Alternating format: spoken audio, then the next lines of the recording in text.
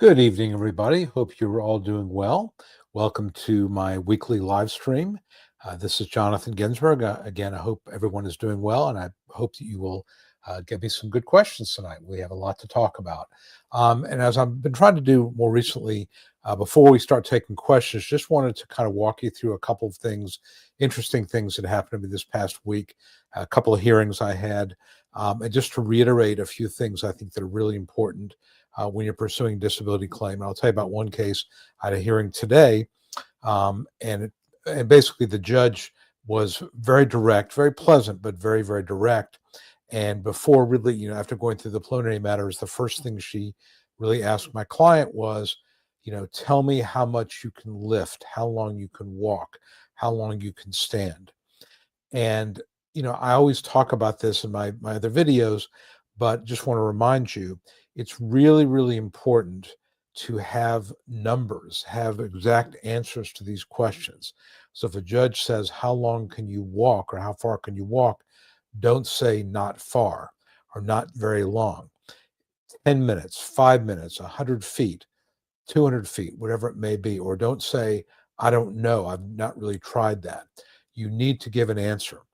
And sometimes people say to me, well, some days I'm able to lift 10 pounds. Some days I'm able to lift only 5 pounds. Some days I can't lift anything at all.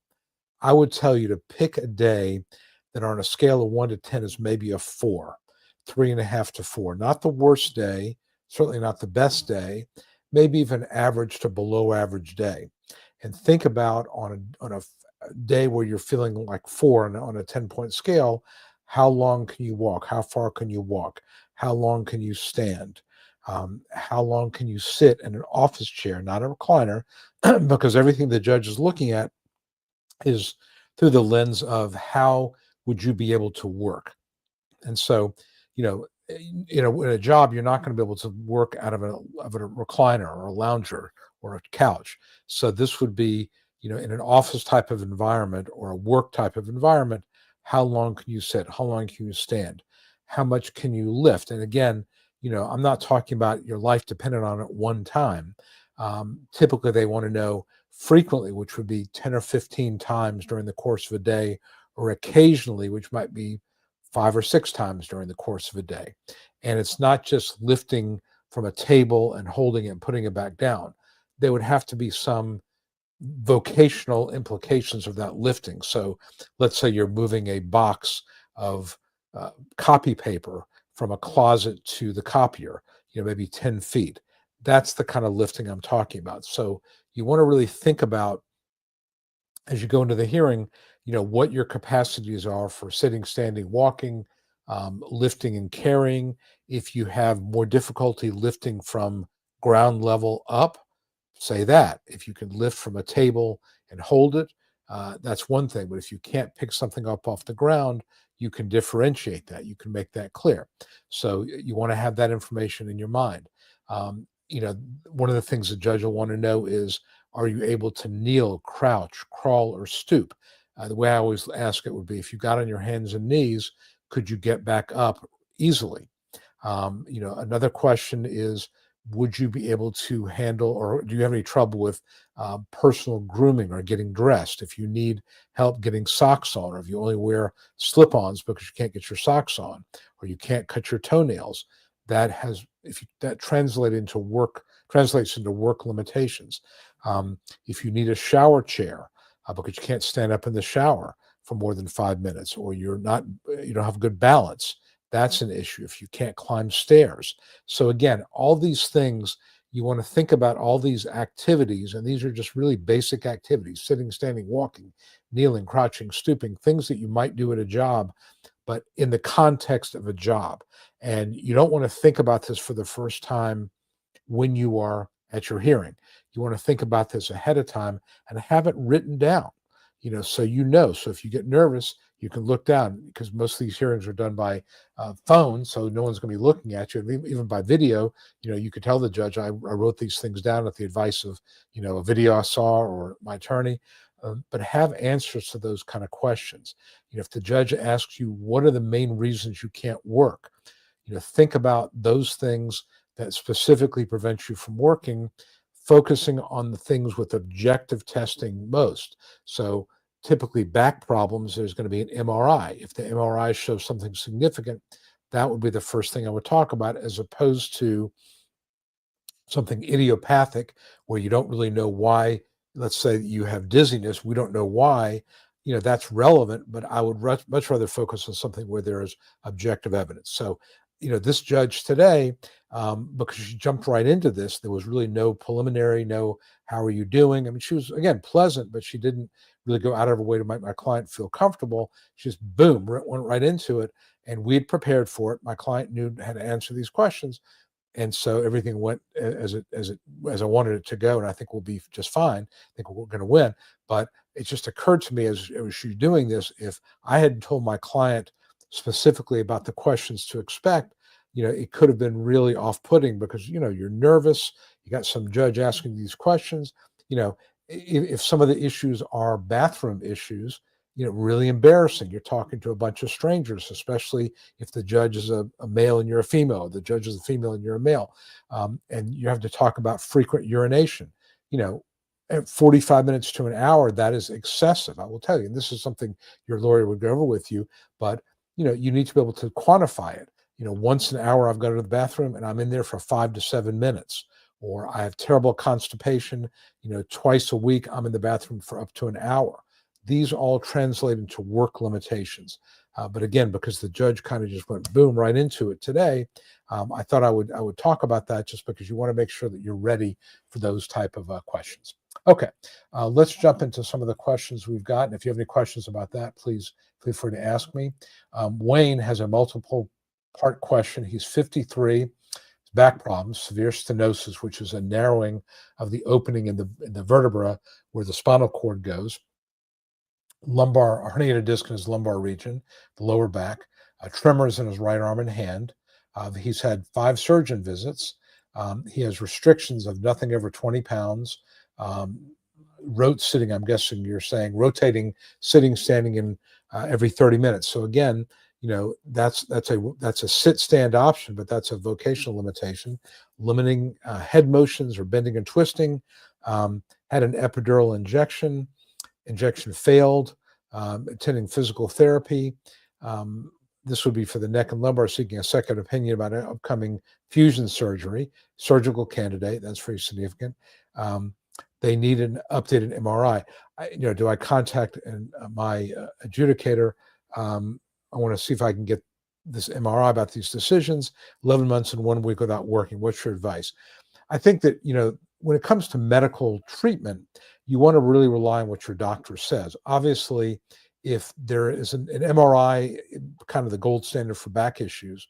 So if there is a possibility of getting an MRI before a decision is made, yeah, I would do that, because that, if it shows multiple herniated discs, that would be very, very relevant.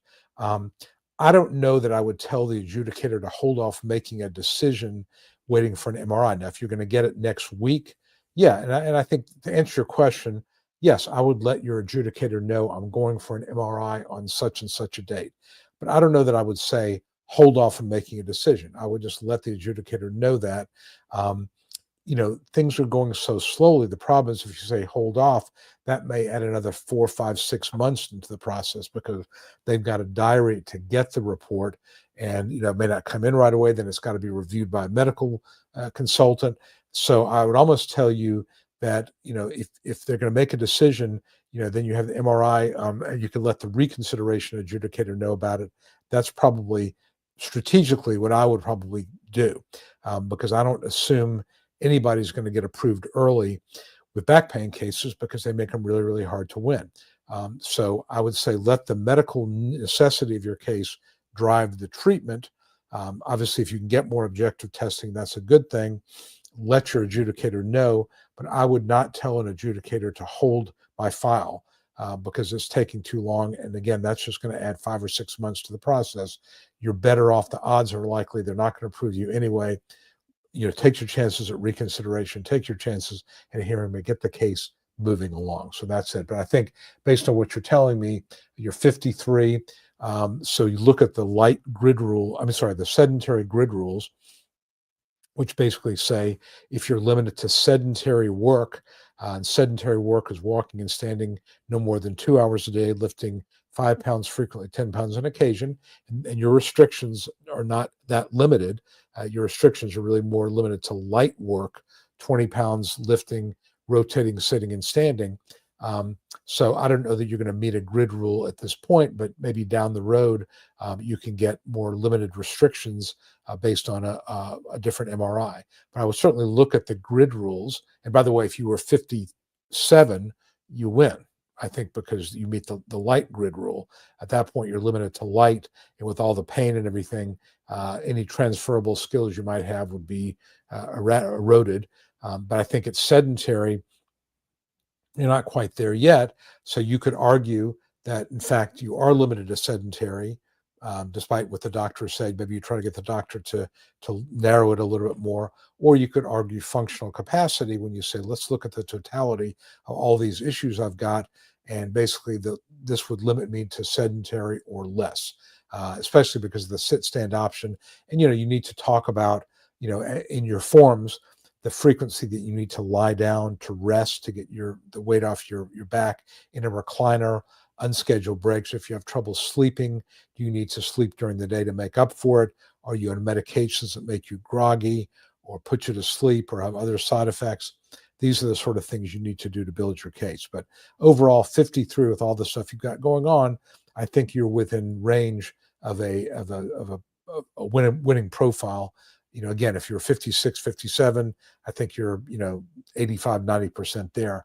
53, you're getting, you need a little bit more, but I think you're getting close, and the right judge would approve you. It's just that, if you get a judge that approves under, say, 40%, 45%, it's going to be an uphill battle. But you get a judge that approves at a higher rate, you're going to be okay. So you're building your case the right way, but I wouldn't do anything to delay the process of it. Okay. Essay. Last summer, took screenshots of you live, closed captioning, for example, presenting case. You said you could say all the time back pain was 4 or 5, but after exertion, it spikes up to 8 or 9 for 2 weeks. I thought SSA didn't like 4 or 5 all the time, with exceptions of doing too much. If limited mobility because of radicular pain, what is the level that satisfies SSA? If a pain clinic incorrectly writes the average pain the last 2 weeks was a 5, but in fact it was a 9, is that bad? It's always at a 4 or 5, using percentages, 30%. Okay, I think I get what you're saying. You've got bilateral degenerated discs. Oral surgeon wants to do surgery.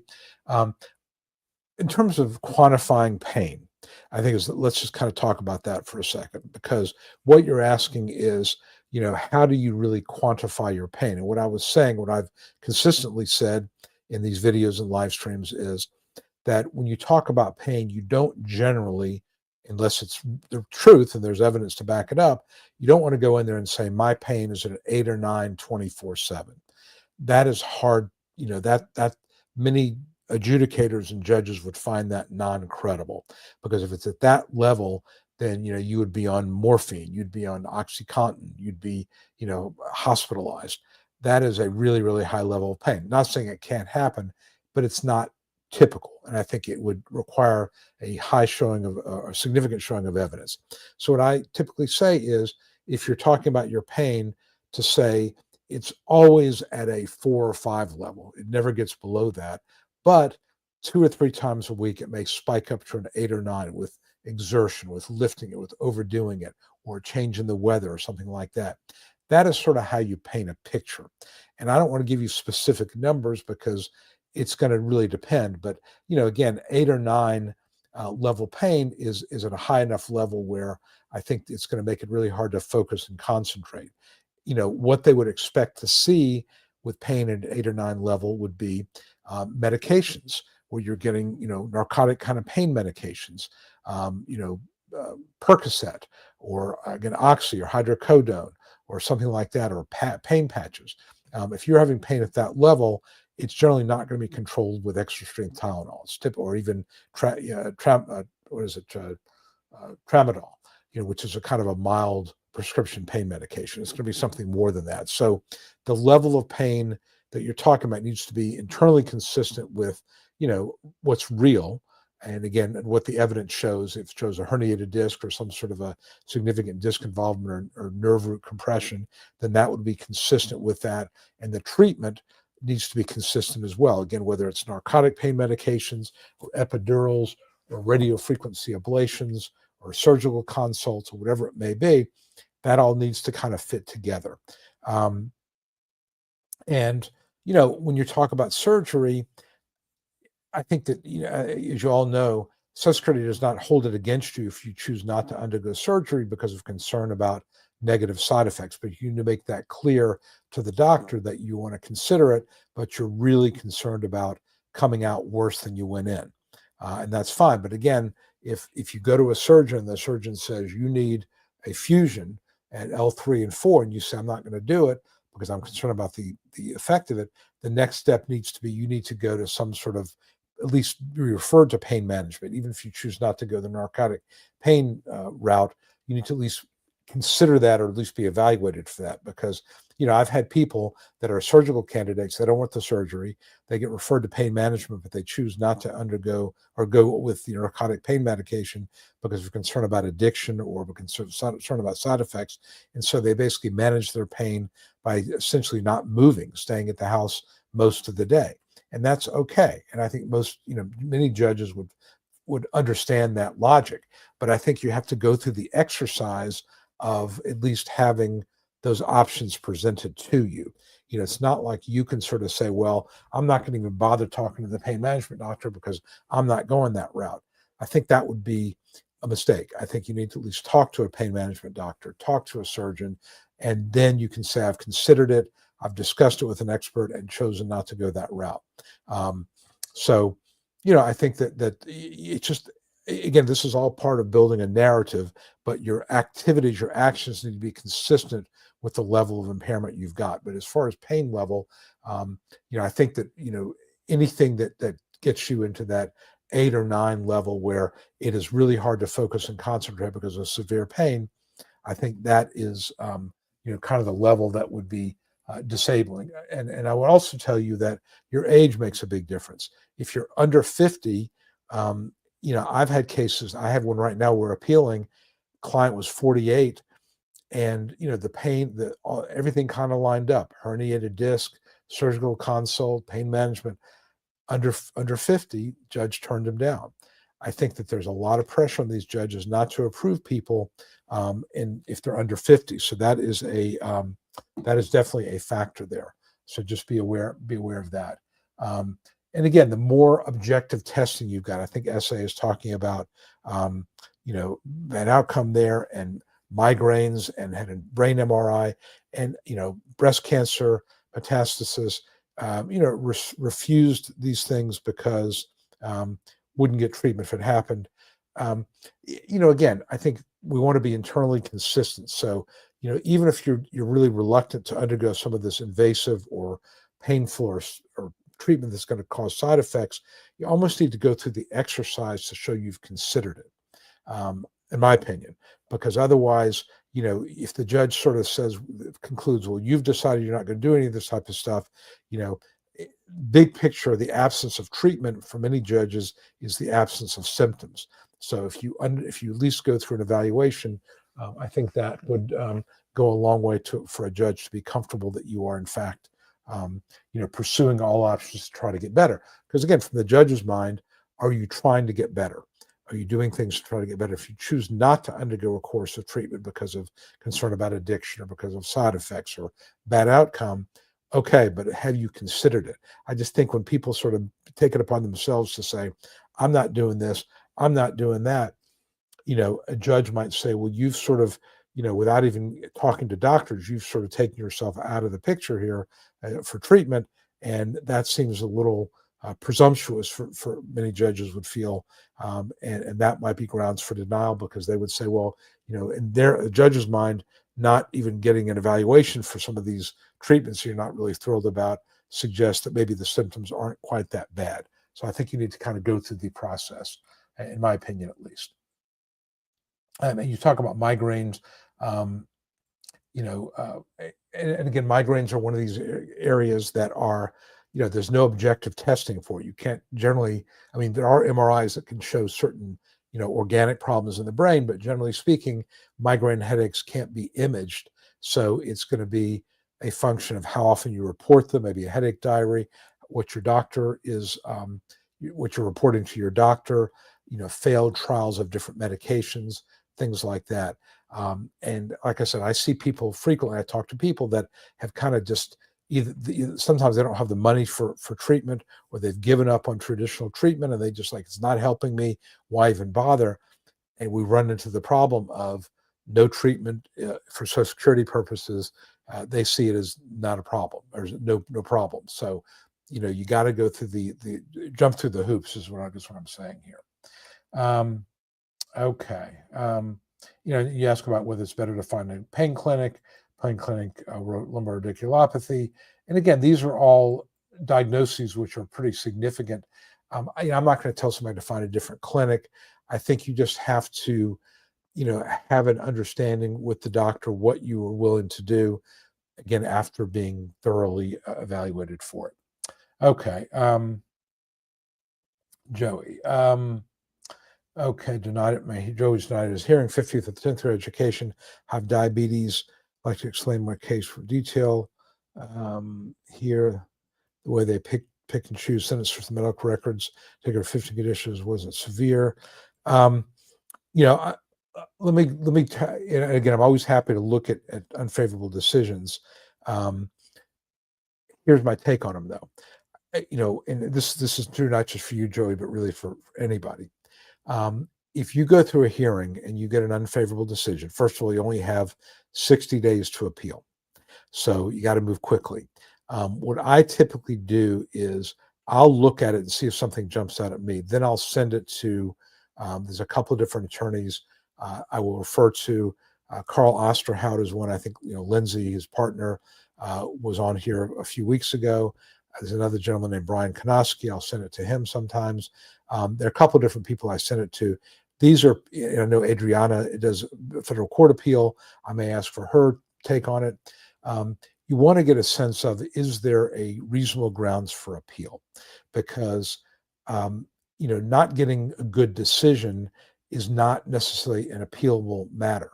If the judge evaluates the evidence and says, well, based on my evaluation, it appears to me that, this individual has a residual functional capacity to do light work or to do past relevant work, and they've analyzed it, but they've come to a conclusion you don't like, that may not be reversible error.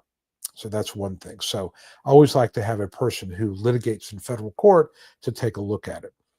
Second thing you talked about severity, and I'm getting this a little bit out of order, but there's something called a 5-step sequential evaluation process. And, when they say something's not severe, it means there's not evidence to show that it is a firm diagnosis. And a lot of times, medical problems that are not objectively observable, like migraines, like fibromyalgia, things like that, a judge may say this is non-severe. And you mentioned you've got about 15 things. Again, I'm not talking about you in particular, but just in general, when you have 15 conditions, that's a lot. And judges will, a lot of times, to make life easier for themselves, will say, well, these 7 or 8 are, quote, non-severe, because there's not a lot of evidence here that talks about them in terms of vocational limitations. So, a lot to unpack there. But the big picture is, the appeals court, the appeals council and district court are not going to second guess the judge's analysis of the evidence. They're going to just say, did the judge use the right standard? Did the judge find that there was a problem here, but not include that problem at some level in the hypothetical question? These are all kind of technical things there. So that's what we look for. I will tell you that if you're under 50, really, really hard, because you've got to prove you can't do anything at all. And a judge can protect his or her decision by making a conclusion that you could do entry-level sedentary work. And you don't need a lot to be able to do that. So I think those are some of the issues. But big picture is when somebody gets an unfair, and then the final point let me make is that when somebody has an attorney and they go through a hearing and they lose, before, I would look at it, before any of my colleagues would look at it, the existing attorney would need to withdraw and waive fees, because otherwise there's no way for a new attorney to get paid in a reasonable amount of time. So I always tell people, first talk to your current attorney and see if you can work something out. If not, ask your attorney to withdraw and waive fees. There's a form called a 1696 SUP2, SUP2, and your attorney would need to fill that out and get that to you so that somebody else can look at it. This all has to happen pretty quickly. So that's my point, is that it's finding a case that can be appealed where there are grounds for appeal. It is challenging, and there are a lot of cases I've had where I feel like the judge just missed the boat, but it's not appealable because there's no technical problem with the way the decision was written, just the judge's conclusions we don't agree with. So I realize I'm throwing a lot at you. My point is, I'm happy to look at it, but just realize it's an uphill battle after the hearing. I'll just leave it at that. Okay. All right. And Joe says that the judge's name was Sarah Lowe. And I just looked up Sarah Lowe. Her approval rate is 55%, according to this stat that I'm getting at. And I'm gonna put this in there so you can see what I'm looking at, where you can look to see judges' approval rates. And this is not a bad thing to bookmark right here. So let me put that in there. And this is another point. 55%, assuming this is accurate, is a pretty high level of approval.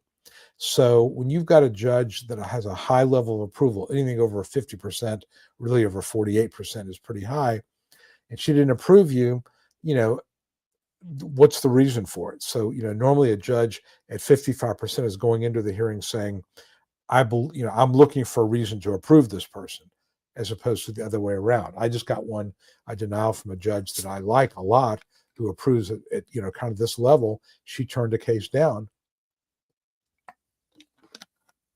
and I'm looking to appeal it because I feel like there's some mistakes. In my case, the vocational witness found that there were jobs, to answer the hypothetical, but one of the three jobs that the vocational witness found, there was only like 100 or maybe it was like, I don't know, 40 or 50 in the whole country.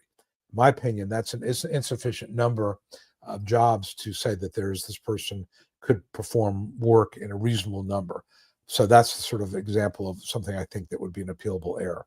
But so what you've got here is just, Joe, I'm just big picture. I'm giving you telling you the way I see it. I think one potential issue is you've listed 20 problems or 15 problems. I think that's probably too many. And a judge is going to, and I don't think the appeals council is going to disturb the judge kind of eliminating a lot of those as being non-severe. The second thing would be, is there evidence to show the level of severity that you're talking about? Is it objective evidence, MRI type of evidence, pulmonary function test type of evidence, things like that? That would be a question there. And of course, the third thing is you got a judge with a high approval rate turning you down. What was going on there? So that's just my initial thoughts there. Okay. Sweet Candy says, what age do the grid rules start? Currently recon. You'll be 53 this September. Basically, with a couple of exceptions, the grids start at age 50. So once you're at age 50, you potentially become eligible for the grid rules, assuming your medical issue is exertional in nature. At least one of them is, meaning that you don't win on the grid rules because of depression. It's got to be something that limits you physically to sedentary work, which again is standing and walking no more than 2 hours in a day, lifting 5 pounds, frequently 10 pounds occasionally. So you've got to have some evidence that would get you to the sedentary exertional level. And then if you've worked in the past, are there any transferable skills that might be able to go to another sedentary type of job? If not, then you meet the grids. But I think that anybody over 50 should look at the grid rules.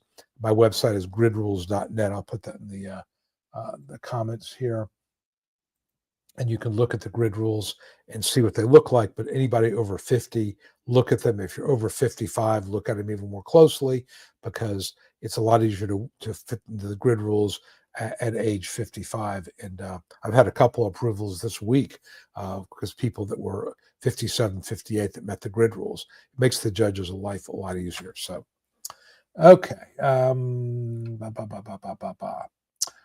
right. Shub 281 making a comment. That's okay. SA can comment. How about the Braves? That is we'll call that charitably a smart ass comment, because the Braves, Atlanta Braves, are not doing very well right now. It's funny because they look at the team, they really haven't. I mean, the roster has turned over a little bit, but it's basically the same roster that has won the division in the last couple of years. They played well, and for some reason, this year, the pitching has not held up. Their closer is not very good. They've lost a number of games in the ninth inning, and they're losing games they used to win. Now, there's still time to turn it around, but you got teams like the Dodgers that spend a lot of money, and so I think the Braves are it just seems like this team doesn't have that spark that past Braves teams have had. We have a really good general manager, this fellow Anthopoulos, and he's really, really good at finding players, castaway players that other teams don't want, that turn out to be pretty good. Picked up this pitcher, Chris Sale, who's, I think won the Cy Young last year, got him off the scrap heap. So I'm not giving up on the Braves yet, but right now they're not playing very well. So Shub 281 is kind of giving me ribbing for the Braves, but don't give up on the Braves yet. They, they could get hot at the right time, sneak in the playoffs, and you never know what happens because they got some power hitters. They got some players there. Okay, Cynthia Obtain. Good evening. Hello, Cynthia. All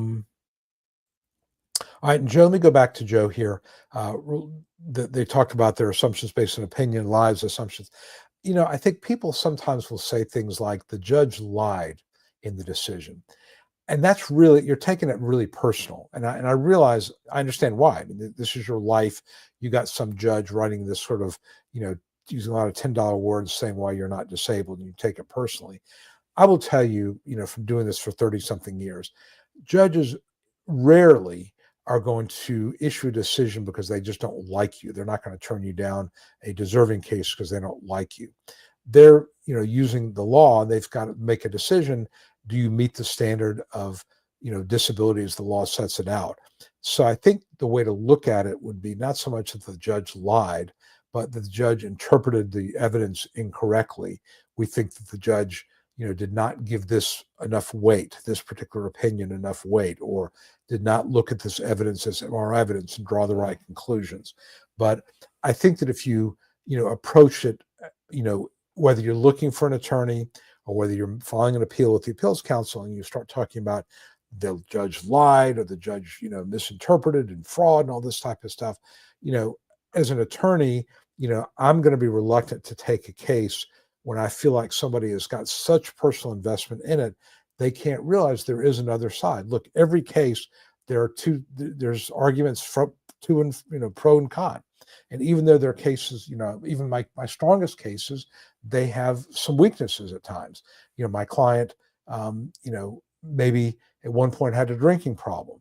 They don't have it now, but in the judge's mind, how do we know that there's not still some of that going on? Or I had a case today. I think it was a pretty good case, and my client talked about all the limitations arising from various medical issues, and mentioned, well, I volunteer to be the head of my neighborhood HOA. Okay, not a huge deal, but that is activity that is usually not seen in a disability case. You're volunteering to be in an HOA, and so that means you need to walk the neighborhood, or you need to organize minutes or schedule things. That starts to have a little bit of work-like implications. Is it enough to make a case get denied? Probably not. But a judge, if the judge is going to deny a case like that, I guarantee you there'll be a reference in there to the fact that this person's was engaging in activities that are not entirely consistent with severe back pain, let's say. So I think you got to be really careful about, if a judge asks you, do you volunteer? Yes, you say that. I wouldn't come up with and just volunteer that. That's something that if a judge asks you, you tell the truth, but you don't need to volunteer that.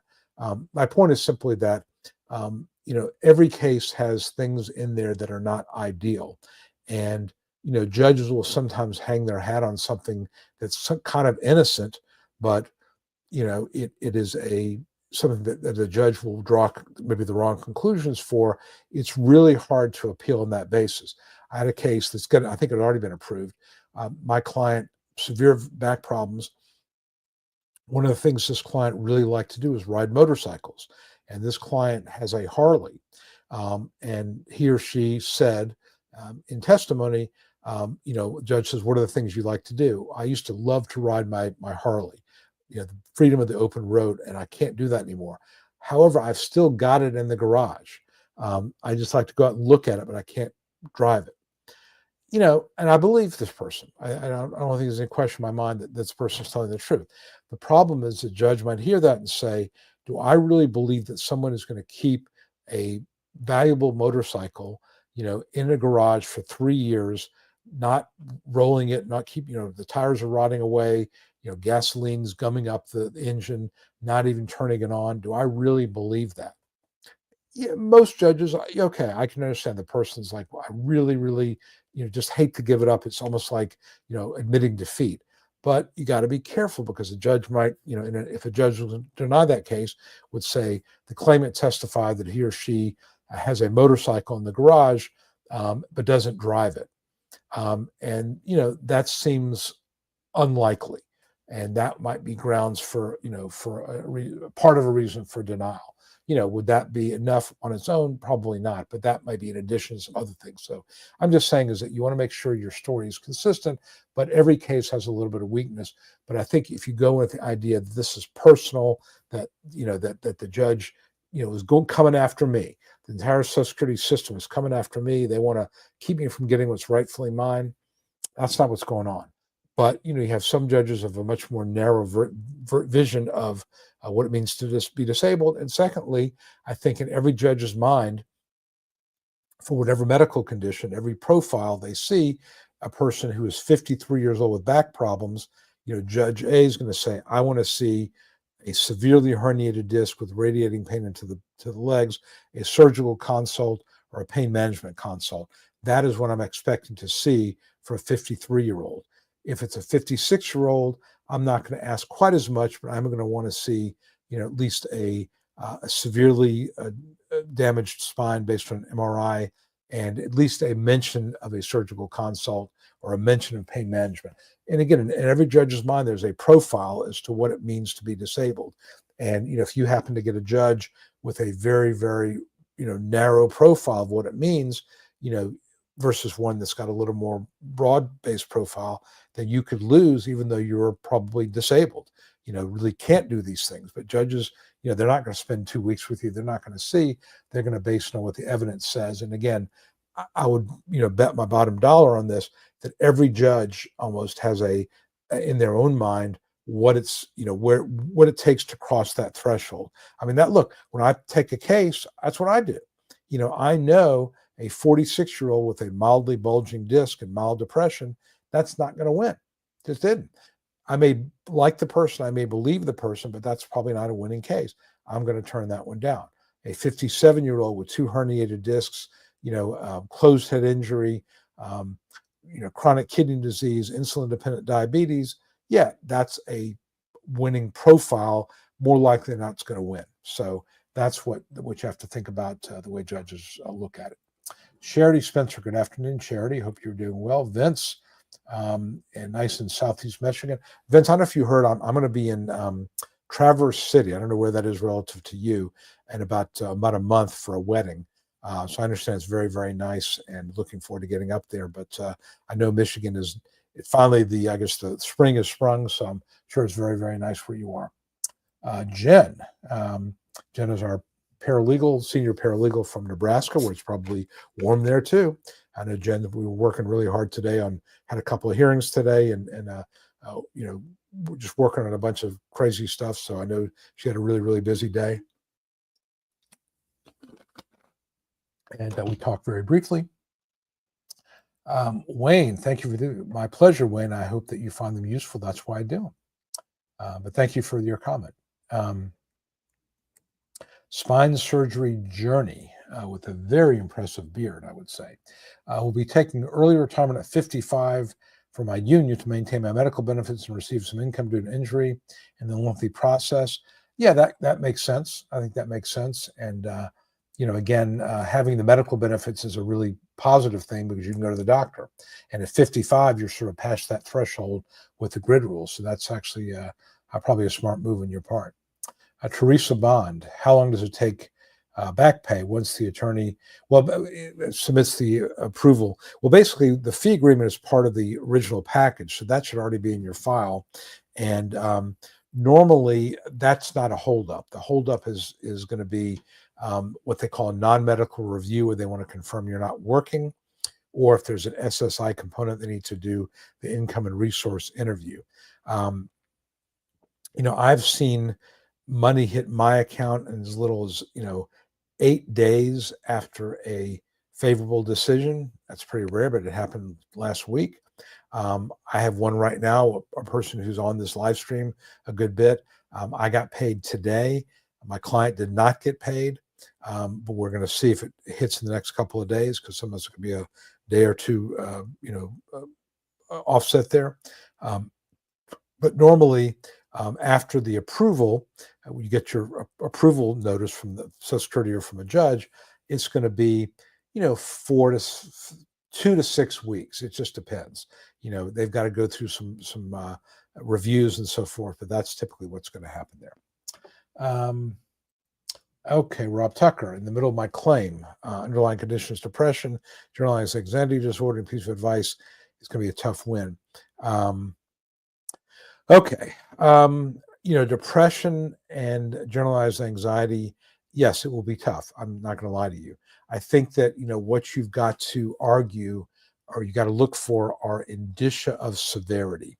That would be things like, doesn't have to be all of these things, just examples. Inpatient hospitalization, that is an indicia of severity. Suicide attempts, that's an indicia of severity. Failed medication trials, where the doctor keeps giving you more and more medications, nothing seems to work, they keep switching them out, either because of the side effects or they don't work well. That's not really helping. Ongoing treatment with a psychiatrist and a psychologist, that's the sort of stuff that you need. And I think if you can get support from a psychiatrist in the form of a functional capacity evaluation to say that your condition has risen to the level where your ability to function in a work environment is severely compromised, you're not emotionally stable, you have periods where you might be bedridden for 3 or 4 days of work, 3 or 4 days in a month because of just severe symptoms, that you have difficulty interacting with anybody, coworkers, supervisors, the general public. I mean, anything on those functional capacity forms, but you've got to have a extremely, marked, they call it marked level of impairment. And I think that's what you got to look for, any kind of mental health case. But I think support from a treating doctor can go a long way. Okay, Jackie. Hello, Jackie. How are you doing? Charity, good to see you. Nice. Thank you for tuning in. Teresa, first of all, it's not Mr. Ginsberg, it's Jonathan. I'm not real formal. So I had somebody, actually a friend of mine, his wife, I needed to talk to her about something. And so I said, just have her send me an email. She said, "Dear Mr. Ginsberg," I'm like, I played tennis with your husband. You don't need to be calling me Mr. Ginsberg. So I'm not a Mr. Ginsberg kind of person. So please, just Jonathan's fine. Okay, so the spine surgery journey about taking early retirement from the union to maintain that. No, I don't think that's going to affect it at all. I mean, again, you took early retirement. The question would be, were you medically capable of continuing to work, or you took early retirement? There must have been a reason for that. I think that, the medical needs to line up with that. I think what you're probably asking me is, that if you said due to your injury. So, if the reason you retired is primarily medical and you sort of reached a point where you could do it and maintain your insurance benefits and get certain income benefits, I think that's perfectly fine. Obviously the timing was geared to some degree to these other things kicking in, but you could certainly argue that you were kind of barely hanging on. And then when you hit 55 and you had the option to retire, you did. But I think, some judges will look at it and say, well, I want to see some sort of a treatment note, an MRI that relates to a particular day. What was different? What was different when you were 49? 54 versus 55. And again, if you meet the grid rule, maybe you went from sedentary to, required in a grid rule to light in a grid rule. So that makes sense. But I think as long as, you are struggling at work and there's evidence that you just kind of were hanging on, I think that taking early retirement is not going to be a problem at all. And I think, again, smart, actually, because you can keep your insurance, which is good. Plus, you have money coming in so you can live. So, again, I don't think that anyone's going to hold that against you. RIP, brain MRI showing sequela, which is evidence of migraine headaches. I'm not sure what that would be, if it's an organic something, spots, things like that. 2 months after DLI still be considered. ALJ says no medically determinable evidence. I have in medical records showing I talked to the doctor about headaches plus various medications. The question you're asking, let me make it more general, is the date last insured is the last date that you have where you have credits to be qualified for disability. So let's say they typically are going to end on a quarter. So let's say March 31, I guess it would be from March, April, May, June 30th, September 30th, and December 31. Okay, that's going to be your date last insured. So let's say that you have a back problem and you have an MRI. Your date last insured is June 30th of 2023. You have an MRI from August of 2023. Is that going to be considered? It's going to depend. I would make the argument that absent some evidence to the contrary, your back issue doesn't all of a sudden appear out of the ether and become a problem 2 months after your date last insured. It was probably there before, especially if you've gone to the doctor with complaints. You start getting 5, 6, 7 months, you run into the question of, was there something else going on? Was there a car accident? Was there something else? But normally, my experience is most judges are going to say, well, if we have evidence roughly within a month or two of the date last insured, we can assume logically that that was in existence as of the date last insured. But again, sub-judges won't see that, but most, I think, would, especially if you've talked to the doctor about your headaches and various medications. And I think that, if there's some sort of organic brain issue, I don't know what it would be, some sort of a lesion on your brain that might be associated with migraine headaches, or some sort of a, bleed in the brain. That's nothing there's no closed head injury that happened after your date last insured. I think you could certainly make a compelling argument that it ought to be related back to that time before your date last insured. But again, every judge is going to be a little bit different. But I think most of them would see that. You get beyond 3, 4 months, becomes more of a problem. My opinion is I would be comfortable making an argument that within a month or two, you're probably, the date last insured, you're okay. All right, Shub, 281. This is what to compensate me for the nasty comment you made about my Braves. The $20. I'm just joking with. Thank you very much. I really appreciate that. This is something that I enjoy doing. I enjoy sharing what I know. You can insult my sports teams. You can certainly insult the Falcons because they've had a real problem. Even the Braves. I'm a sports fan, but I'm not like a diehard sports fan. I don't live and die with my sports teams. But I appreciate that, and thank you very much, Shub. I know you tune in a good bit, and I really appreciate that as well, because all the questions, the really good questions I'm getting, and things to talk about, that's what allows me to do this, because otherwise I'd be just talking to the air, and nobody wants to hear that. But thank you. Okay, if you have nothing physically wrong, mostly mental, well, again, you can't use the grid rules, although I think Social Security still recognizes institutionally that being over 50, it's hard to find a job. But I think, again, just the level of severity of your condition, the depression, anxiety, and evidence of vocationally significant problems, the need to take unscheduled breaks, the frequency of missing days where you're just in bed all day, or activities are just not, like your crying spells, or really lack of emotional stability. That's the sort of thing that would be work preclusive. Triggers. If it's a severe anxiety disorder, loud noises or smells or things like that. You just need to be really, really specific. But again, it's got to create a severe work preclusive condition for you to win, I think. Charity says, thanks for the detailed information. My brain does not go there. Well, you can listen to this on a replay, certainly. And again, I think that, big picture, what I would tell you is everything in Social Security is really focused on work capacity. So I always call it, the way I describe it to my clients is Social Security sees everything through the lens, like you're wearing glasses, of how a medical problem affects you vocationally. They're not concerned about the medical part of it. You may have a diagnosis of severe anxiety disorder or a diagnosis of severe back pain. That does not make you disabled. What you need is, evidence, medical opinion evidence, or non-medical evidence for that matter, that there are work preclusive problems. So, when you testify and your testimony is evidence, and again, you're talking about how long you can sit, stand, walk, lift, carry, things like that, that is quantifiable evidence. That is numbers that a judge can put into a hypothetical question, or if you like this better, a job description. We have a job available for a person, but this person can only sit or stand for 10 minutes at a time, has to take an unscheduled break of 15 to 20 minutes 3 times a day. You're the employer. Would you hire this person? Well, no one's going to hire somebody that's going to take an unscheduled break for 15 minutes 3 times a day outside of normal breaks. That's the way you have to look at this.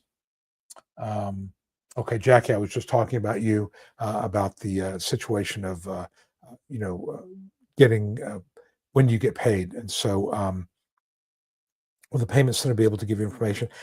I don't know. I think that, the payment amount should be as part of a letter. Normally they send these letters that come out. I don't think we've gotten one in your husband's case that sets that out. They may be able to. I don't know if the payment center is going to be able to tell you. Honestly, the hard part is going to be getting through. How do you get through the payment center? I mean, I was looking at the NOSCR listserv and people are being on hold for 3 hours. So unfortunately, I think the only thing we can do at this point is give it a few more days. Yes, I got paid today, as I told you in an email. Let's see if your money comes in, or your husband's money comes in the next couple of days, and then we'll, start following up after that. But I think that, they're just slow. They don't have enough people. They're slow. I'm not sure if they're doing the non-medical review. We just don't know what's going on. But I would say once we get the letter, then the letter that describes the payments, and we don't get the payment, I think then, we can then go to your congressperson. We can do any number of things at that point. But I think we just need to, I hate to tell you, be patient, because I wouldn't be patient either. But I've been paid. Normally they don't pay me unless they're intending to pay you. So I think it's just a matter of time. Kelly Drinkwine. That's a great name, Kelly. Drinkwine. So I'm sure your whole life people are Kelly Drinkwine. That's what a name. Okay. I digress. Just getting started with application. I have degenerative disc disease, had 2 surgeries, tremor and dominant hand diabetes, 56 years old. How are my chances? Well, again, you don't win on a diagnosis, but I think you had 2 surgeries that apparently have not been successful. There's a term called failed back syndrome, and I'm not sure if you're quite there yet, but 2 surgeries have not been successful says to me that there's an ongoing problem. You've got a tremor, which may signify some sort of neurological issue that arises from your surgery. Diabetes is going to complicate everything. You're over 55. So again, if I'm representing you, I've got to prove that you are limited to no more than light work. And light work is standing and walking 6 hours a day, lifting 10 pounds frequently, 20 pounds on occasion, which I think, given all this, I think that's a pretty reasonable conclusion. You couldn't do more than that. Then I got to prove there's no transferable skills. And if you've got pain, you're on medications, I can get rid of the transferable skills. So, the thing that would jump out at me if we were talking on the phone would be grid rule 202.06. So if you're making an application and you want to try to win this on your own, in the comments section, put, please evaluate my claim under grid rule, GRID, grid rule 202.06. And I think that you have a decent chance, but it's a good, based on what you're telling me here, that's a pretty good case there. How does one know? Great question, Teresa. How does one know if it's a good idea to appeal the onset date? And again, I have a person that comes on here a good bit, just got an approval, but they changed the onset date and she doesn't want to appeal it. And what I'm getting at is, let's say you applied for benefits and you said my onset date was February of 2023 and you were 53 years old. And now you've been approved as your 55th birthday, which was, say, 4 months ago. So Social Security says, we're going to approve you. We're going to change the onset date to your 55th birthday.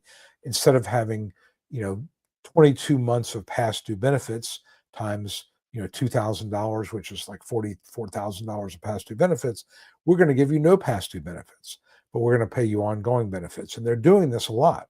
And especially people that are 53, they'll bump them up to 55 and say, we're going to approve you as to them. My rule of thumb is, if they're asking you to take a $25, $30, $35,000 haircut, I would look closely at appealing. Realize if you appeal and you win, the appeals council says, or you appeal an administrative decision and go in front of a judge could say you're not disabled at all, and you get nothing. Is that likely? Is it likely that a judge is going to say you're not approved when the state agency has already approved you? Probably not very likely. But there are these outlier judges. You get Judge G in Hilton Head, not Hilton Head, in Charleston, South Carolina, who's got a 13% approval rate, or you get Judge X in Atlanta with a 27% approval rate. You may not get approved. So you are taking, and you can't, say, well, okay, I'm changing my mind. I'm going to go ahead and take what they gave me. If you make the decision to appeal a favorable decision or a favorable determination, you're stuck with that. I have, again, my rule of thumb is if it's $25,000 or $30,000, it's probably worth taking the risk. And I will tell my clients, let's take that risk. And every time I've done it, it's worked. But, there could be a time that comes up where Social Security approves somebody at initial recon, we appeal it, and we get judge unreasonable, and we give back what we've won. So but I think if it's a matter of changing it by a couple of months, no. If we're talking about $5,000, $7,000, even $10,000, probably not. But you to get beyond that, that's what I do. But and also, what is your tolerance for risk? Because you can, if it's administrative, then and you appeal it, I don't think there'll be any benefits paid. If it's at a hearing and you appeal it, I'm pretty sure, I want to match, I'm not 100% sure about that. But the bottom line is, if let's say you do get benefits and you appeal it and you lose, then you got to, theoretically pay them back what they've already paid you.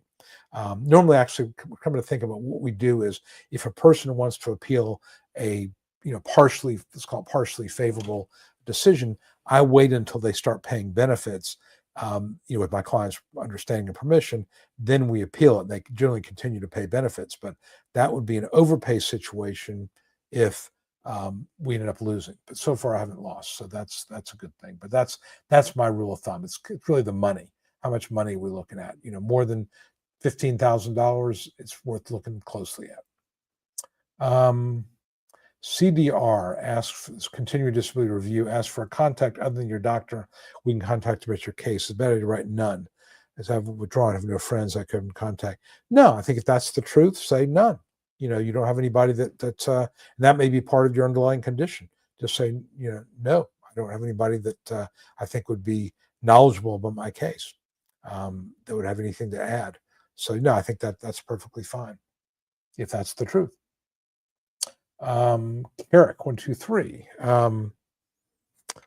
Okay, I think this is one of my clients. I know who you are. Well, thank you very much. I appreciate that.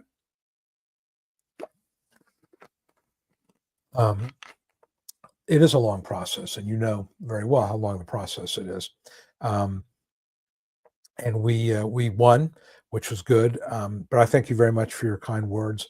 And yeah, I think that part of this is having a kind of a working theory of the case as you go through it. It's really important to do. And then as you get close to the hearing, to really understand, like I was talking about at the beginning, how to properly prepare for the hearing so that you know what questions are going to be asked and how to answer them so that you come across as being, as part of this narrative, the story, you come across as being an honest, uh, reluctant claimant, somebody who doesn't want to be there but has no other choice but to be there. And I think if you do that, you go with the right attitude, judges will appreciate that. Okay, what about people over 50 have a high school education, can't work, and have disability? Does a grid rule? Again, Rebecca, you've got to have for the grids to apply, it's got to be physical impairment. So if you're over 55 and you can't work because of severe depression, the grids don't apply. If it's back pain, shoulder pain, knee pain, elbow pain, ankle, pain, and there's something that limits you physically, the over 55, whether you have a high school education or not, the grids apply. People get really caught up in the education part. You can have a college degree or postgraduate degree. It doesn't really matter. They just look at high school or more, high school or less. So if you have more than a high school education, in theory, I guess if you have a 4-year degree, a vocational witness might say, well, you've got the capacity to make a more easily transfer to skilled work. But realize if you're 55, okay, and you've got a college degree, when did you get that college degree? How many years ago was it? It was, 30, 35 years ago, and you majored in what? In history, you majored in, anthropology. It shows that you have a certain level of intelligence. Let me just say this. Theoretically, a college degree says you made it through college. There are plenty of really smart people who didn't go to college. I'm not implying otherwise. Just saying that, going through college, okay, you got through college, but having a degree does not translate into skills 35 or 40 years later. So I just don't think it's that big of a deal, really. I think it's, your past work and the skills that arose from that are probably more important. So a college degree, adds a little bit to the mix, but I don't think that, a person, let's put it this way, a person with a college degree versus a person with an eighth grade education, the vocational witness or the judge may ask the vocational witness to assume that the person with the eighth grade education might be limited to unskilled or very low into semi-skilled jobs, absent actual work beyond that, versus a person with a college degree, might be limited to semi-skilled work of some type. But again, that can be reduced or eroded by medications or other type of non-exertional impairments. So, but I think that the high school education doesn't really change the calculus very much, in my opinion. Okay. In fact, I had a case today where my client had a GED, but had worked at a very high level supervisory position. And the question of the vocational witness was a person with a GED. And the judge felt like because of all these non-exertional issues, the skills my client had acquired in 25, 30 years of high-level work were no longer there because of the pain and the medication side effects and so forth, and really just focused on the GED part. Okay. How long does it take, Barbara says, to get their back pay? If you've got a SSI, SSDI, they call it a concurrent claim, it's going to take longer because they've got to do 2 post-approval reviews. For the SSDI part, they've got to do what they call a non-medical review to confirm that you are not working, have not been working. For the SSI part, they've got to do an income and resource interview to determine whether you have income and resources that would allow you to get SSI, and if you do have them, what the offset would be. That is the holdup. That's what's taking a long time, and they typically hold both of them until that's done. That could be 6 or 8 months. That's part of the problem with the backlog. It just takes a really, really long time. Taylor says, does your SSDI diary date change after 55 years, every 7 years, but a 3-year diary date? Now, I don't know. I'm not sure if there is anything written in stone or whether this is done on a case-by-case basis. I just don't know. I do know that my clients over 55 almost never hear about them getting reviewed. Every once in a while, but if I had to guess, I would say that there's some internal policy in Social Security that says that when you're over 55, that they want to focus on younger people for doing reviews. Okay, Jim says, but an SSDI for 4 years. I'm 59. I have one CDR about 2 years ago. Someone across the road recording me on a lawnmower. Should I be concerned? It's not been my experience that Social Security sends people out to record you. Is it possible? Yes. I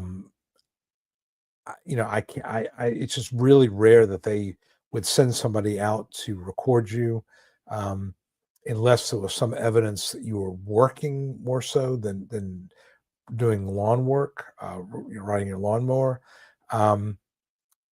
But again, I would be also concerned if somebody's recording me doing anything.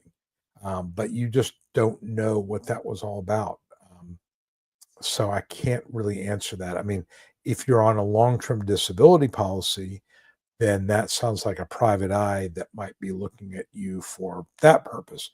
But Social Security, are they going to send somebody out to record you on mowing your lawn? I've not heard that. But is it possible? Yes, it's possible. But I think at 59, you're just not part of their target. Tara, we just won. Tara just got an approval on Tara's case. How are you doing? Good to see you. And Jim says you're being a little paranoid. I don't think, anybody recording me, I'm going to be concerned about why they're recording me. What is the deal? And, I don't lead a very interesting life. I don't know why they'd be recording me.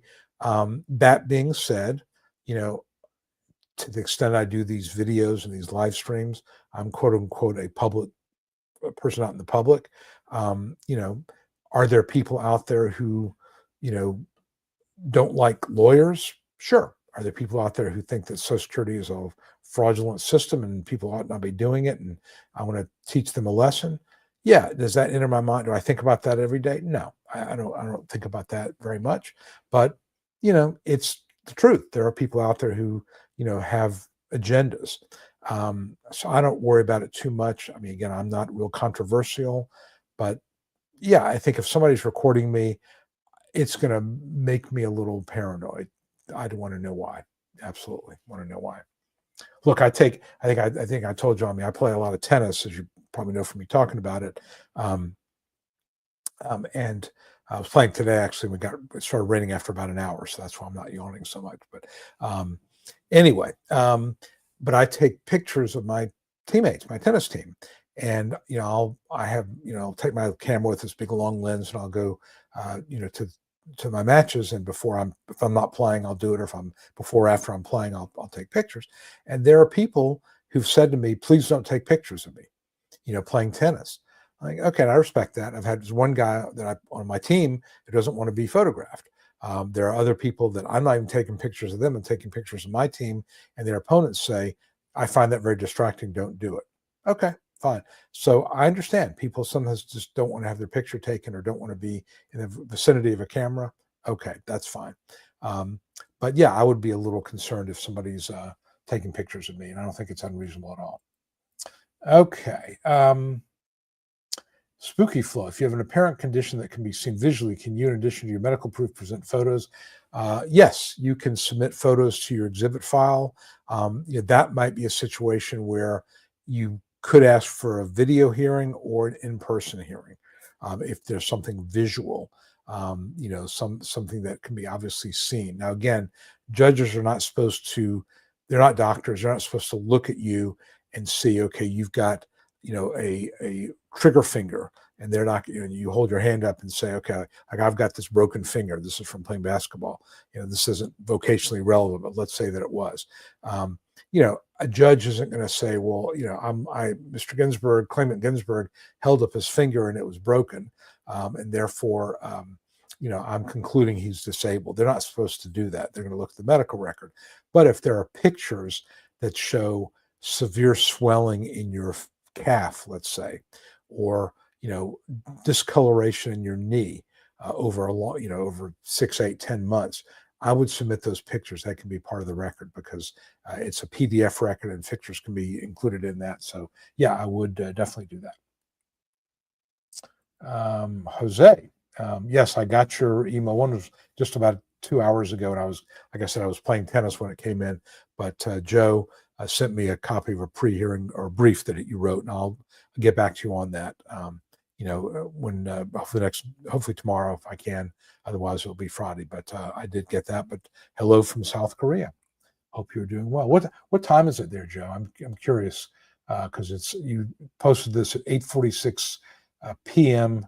Eastern time, so I'm guessing it's probably the morning there, if I'm not mistaken. But I'd be curious. Hello, sir. I'm 55 years old. My recent MRI revealed a 360, so a full tear of your left labrum in your shoulder. Hearing is scheduled for 12 September. Should I opt over to surgery before or after the hearing? I don't think that you should make medical decisions based on your Social Security case. Certainly if you have your hearing before that's addressed, you can legitimately testify that you have very limited use of your left arm because of this needed surgery. If you have the surgery and you have a hearing in September, you have the surgery in July, presumably you'll know whether it's recovered enough. Now, again, might that put you in more of a closed period situation if that's your main impairment? Possibly. I think you do what's best for you medically and let the chips fall as they may. Because look, if let's say you don't have the surgery and you wait and you go to your hearing and you say, I'm going to have my surgery in 2 weeks or 3 weeks, the judge will probably put in the decision for your case to be reviewed in 6 or 8 or 10 months post-surgery. So it's going to be 6 of one, half dozen of the other. But the answer to your question is, if you go into your hearing, you haven't had the surgery, you can legitimately say you have limited to no function of that left shoulder. If you've had the surgery, you'll have to talk about where you are in your recovery, if that gives you any answer. But I still think, I would not make medical decisions based on disability hearings, because what if delaying the surgery causes more damage? I wouldn't risk that. And Spooky Flow says to Jim, I'd hire a lawn care guy. Yeah, look, I think that's a legitimate point. I mean, if you're saying you're disabled and you're out there cutting your grass cutting is an activity kind of like motorcycle riding. It's not entirely consistent with severe back pain or severe medical conditions. Cutting a small lawn, does that mean you're not disabled? No, but it raises questions in the judge's mind. And I will tell you that, again, judges they're going to look at you and they're going to compare it to that database in their mind of other people. Not a lot of people with severe back problems are riding or cutting their grass. So if that gives you any sense of why I think it's probably not a great idea to do that in general, whether it's because they're recording it or you've been reproved, or because maybe you have a nosy neighbor who knows you're on disability who wants to create problems for you. That could be what's going on here. No reason to give them any kind of evidence. If you can afford it, have somebody else do it. I would agree with that.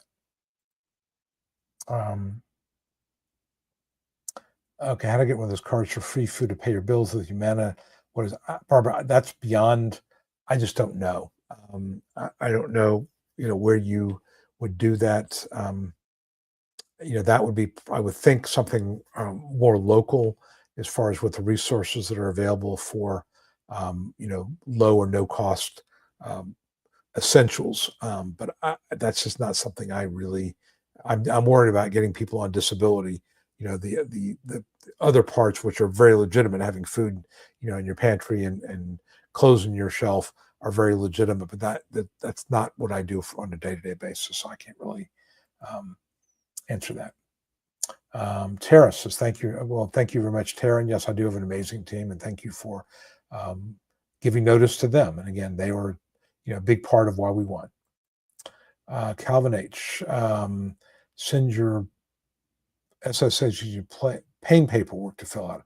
How can non-payment impairments like OAB? What is OAB? I think I probably let's see, OAB, medical abbreviation. That's overactive bladder. Okay. I think what I would, and this is basically what's going on is they send him a form for a condition or for a medical issue that is not something he's dealing with. He doesn't have pain. He has overactive bladder. What I would do is a couple of things. I think you could simply put back on the form that my underlying problem is not pain, it's an overactive bladder, and maybe give them an idea of the frequency of and urgency of need to urinate. Or you could find, let's say, an adult function form online and fill that out and send that in addition to it. But this is an opportunity to communicate with them. So maybe you put on form SSA 795. I received a pain questionnaire. My underlying impairment is not pain, it's overactive bladder. Here is what you need to know about that.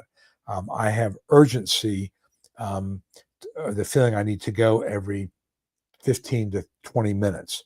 When I go to the bathroom, usually a very, very low volume of urine comes out. But within 20 minutes, I feel the urge to go again. I also have problems holding urine in my bladder. If I feel I need to go and I don't go, I'm at risk of soiling myself if I don't get to the bathroom within 30 minutes or within 15 minutes or whatever it may be. When I have the feeling I need to go to urinate, it is extremely uncomfortable. It's very hard to focus on anything at all. And I become very, very distracted until I do go to the bathroom and get that relief for maybe 10 or 15 minutes after going. Something like that. And again, I'm just making that up as I go along, but try to use the opportunity to paint a picture as to what it means to have overactive bladder in vocational terms. That you cannot, you have to get to the restroom every 25 to 30 minutes. That's a vocational problem. That if you hold it more than 10 minutes after getting the urge to go, that you can't focus and concentrate or think. That you're in the bathroom and very little comes out, and that's causing a lot of anxiety. You're concerned maybe you have an infection, or my doctor's talked to me about doing some sort of a hydrotherapy, which sounds very, very painful. You get into as much detail as you want about what this all means, but I think anything you can do to help Social Security understand the vocational implications of having an overactive bladder would be, I think, very, very helpful. Okay. This is life. If somebody has already a good RFC or functional capacity form and a summary from a PA, is it okay to ask other doctors' offices less detailed records to decline SSA's RFC request? No, I don't know that you want to tell them to decline something Social Security is asking for. Again, you would argue they have the right to whatever they can get, whatever information they can get. And you have the right to argue that this particular doctor's opinion should be given more weight than another doctor. I think if you try to manipulate what the doctors are doing and that gets in your record, that's a much bigger problem. So I would not try to tell your doctor what to do. I would just tell your doctor, your doctor knows presumably what you're going through. And if it comes back that's not helpful, you or your attorney would explain why that opinion should be given less weight than another opinion. I think you're saying during a CDR. Again, I just don't think you want to try to manipulate, the medical treatment or doctor's records. Maureen Shannon says, Good evening, Maureen. Texas chick, if you're 58 years old and you have multiple back surgeries, it looks like more is needed. Is it okay if you volunteer when you can to keep your sanity? Great question. I think you have to be careful because volunteer work can be substantial gainful activity. So I think if you volunteer, you need to really think about how many hours a day or a week you're doing it and for how long. I think if you volunteer once or twice a month for 4 or 5 hours, that's not really a problem. But if you're going in 3 times a week and you're volunteering for 5 or 6 hours a day, that is a problem. So you just need to realize that they're going to look, Social Security will look at volunteer work as if it was minimum wage job activity, if that makes any sense. So if you're doing it on a regular basis and it would pay you if you were being paid minimum wage or even, more than minimum, I think minimum wage nationally is like $7 something an hour, although a lot of states it's like $15 an hour. So let's just say you use $15 an hour and you're being paid at $15 an hour. Would you be beyond that $1,620 substantial gainful activity if this was paid work? That's the way I would look at it. But and I think even if you are not at that, the risk is by working or doing volunteer work, a judge can say, well, you have shown you've got capacity. How do I know that you don't have more capacity and you're deliberately not maximizing your capacity? So that's the risk. But I think, again, a few times a month for a couple hours, I don't think that's going to be a big deal. Okay. I think if we answered that one. Captain Kevman. Hey, everyone. Question. Let's talk about not yawning. I'm yawning. I got a favorable decision. I put it 2 years ago in June 1 after doing anything for Medicare. 2 years from the date of first payment. So Medicare will kick in.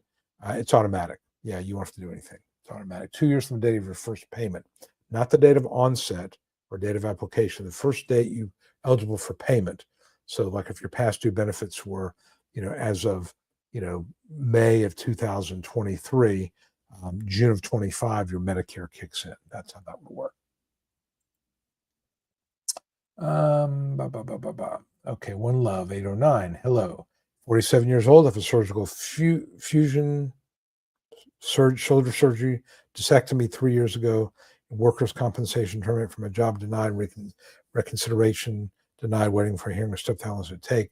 I'm not exactly sure what you're asking because some of the terms you're throwing around are probably not right. I think you mean reconsideration, not reconciliation. But normally when you request a hearing, it's about 5 to 7 months to get a hearing.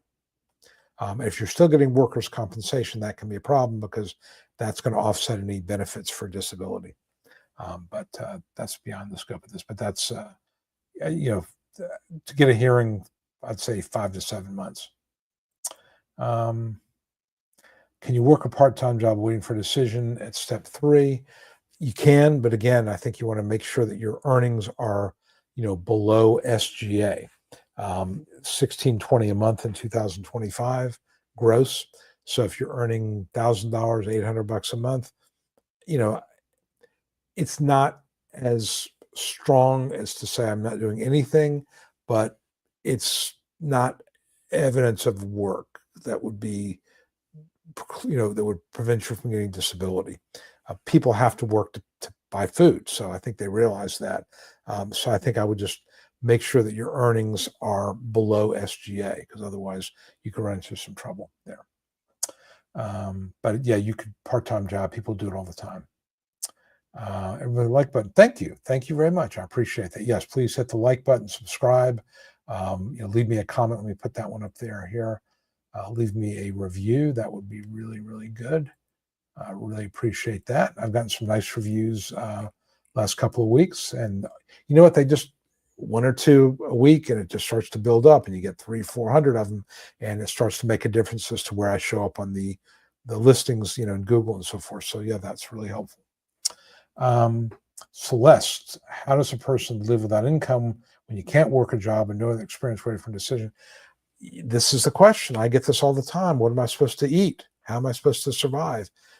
There is no good answer to this. There is no good answer to this. I mean, I tell people if you're going to apply for disability, you need to prepare. You need to talk to your friends and family and see about arranging, help, place to live. Excuse me. I think you got to prepare for that. Be prepared to exhaust your savings, cash out your 401k. Shouldn't be that way, but it is. But there is no answer to this. This is just a real problem. You could certainly ask Social Security to consider you a dire need case, but normally they're going to want to see notice of eviction or repossession before they do that. I would ask your congressperson to create a congressional inquiry. That will speed things along. But otherwise, it's not much you can do. Not much you can do. All right, so here's where I put the judge approval rate calculator in there. So if anybody wants to see a particular judge, what their approval rate is, that's where I go. Alex Ortiz, thank you for that. You're welcome. Been seeing for years. Start 124 to 9. Initial hearing was 525. Was approved 625. 642 years old from Puerto Rico. Good for you. I'm glad you got approved. I mean, look, I mean, 42 makes it hard right there, and that's great that you obviously had something significant. And I'm glad that if my videos played a small part in your getting approved, then I'm happy for you. Absolutely. Thank you for letting me know. Really appreciate it. And leave me a review if you felt that was helpful. That would be helpful as well. Have been in front of ALJ Vincent Vicenti. Let's see if what I can tell you about this judge, doing this in real time. MEMISENTI. Okay, Judge Vicenti, according to this calculator, has a 23% approval rate. That is really, really, really low. So, this is an example, and I don't know this judge, but you get in front of this judge, you're likely going to lose. Whereas you get in front of the judge 56%, you're likely to win. It is a crapshoot. I personally feel like, judges that are way below or above the standard deviation, if the average is like 48%, they ought to be looking at judges below 40% or judges above, say, 60%. But they don't. And so, yeah, you get this judge, you're probably going to lose. It's not fair, but this is the way it is. This is the way it is. I'm sorry. This is life. Just following communication to avoid confusion to my city or RC. But again, I think that if you're submitting the FCE forms, you can use whatever doctor you want. But if Social Security is requesting a form or an opinion from a doctor, I don't think it's a good idea to go to the doctor and say, don't respond to Social Security. I just think that's a real mistake, because that will come back to bite you in the behind, in my opinion, because the doctor may put it in his or her record, and how are you going to explain that? So I would not do that.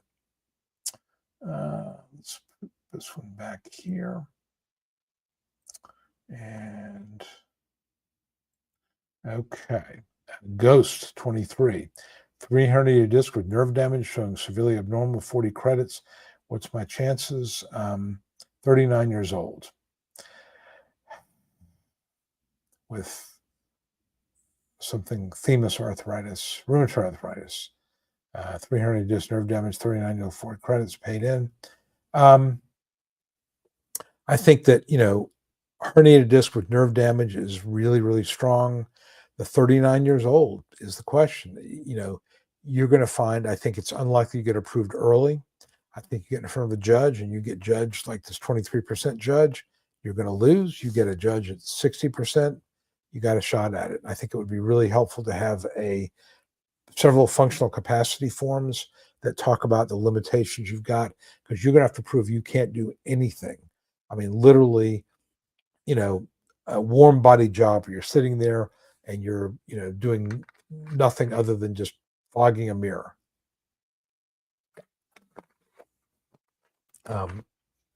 It's hard. It's hard at 39. But again, so on one hand, you got really significant injury.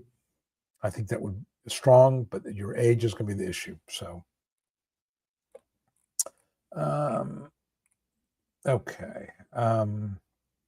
Mikey Armenta, 56-year-old with depression, anxiety, PTSD. I've had 3 hearings, denied all of them. My lawyer wasn't an Osterhout.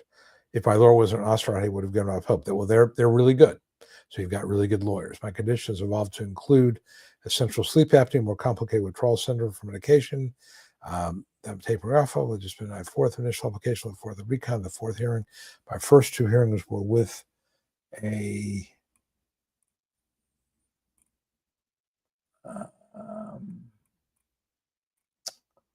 I don't see the rest of it.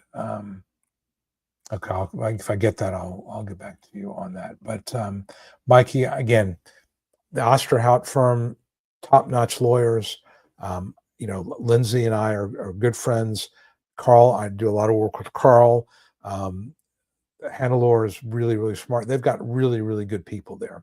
And again, this is a practice area where, a lot of us know each other and we share cases and we talk and all that stuff. I think really, really highly of that firm. So you got, if they took your case, they think they can win it, you're in good hands. I'll leave it at that.